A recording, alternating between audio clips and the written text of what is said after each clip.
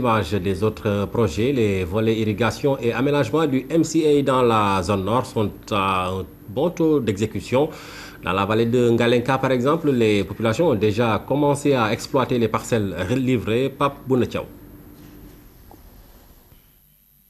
Le futur est bien prometteur pour ces populations. Elles vivent dans les villages environnants de la cuvette du Ngalenka.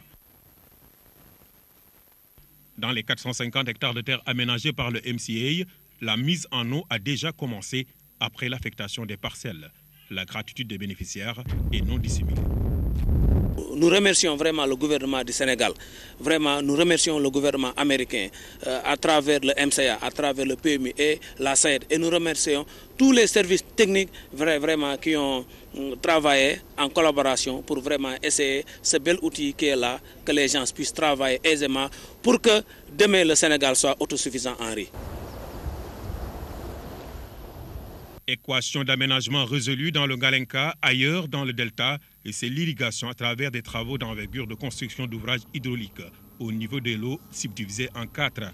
À terme, les ouvrages vont permettre la sécurisation de 40 000 hectares de terre et la récupération de certaines parcelles qui étaient gagnées par la remontée de la langue salée. Nous sommes dans un estuaire, dans une zone du delta, donc très proche de la mer, qui fait qu'on a une remontée saline assez poussée au niveau de cette zone.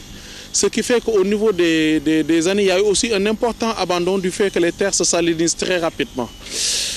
Donc avec ce projet émissaire et surtout ces importants ouvrages que vous voyez, nous allons essayer de renverser ce gradient hydraulique en matière de salinisation en récupérant le maximum de terre par un lessivage profond des terres, du fait que nous avons construit des canaux compensateurs en eau douce qui vont permettre après de pouvoir faire un lessivage profond des terres et de pouvoir les rejeter dans cet ouvrage-là au niveau de la mer. Les volets adducteurs et émissaires du projet irrigation sont ainsi à une vitesse d'exécution acceptable par rapport au délai imparti. Tous les ouvrages seront livrés à temps. Déjà, en fin de cette année 2014, on aura déjà tous les ouvrages qui vont être livrés, réceptionnés, donc en décembre 2014, que ce soit le lot 1 du projet Delta et le lot 4 du projet Delta.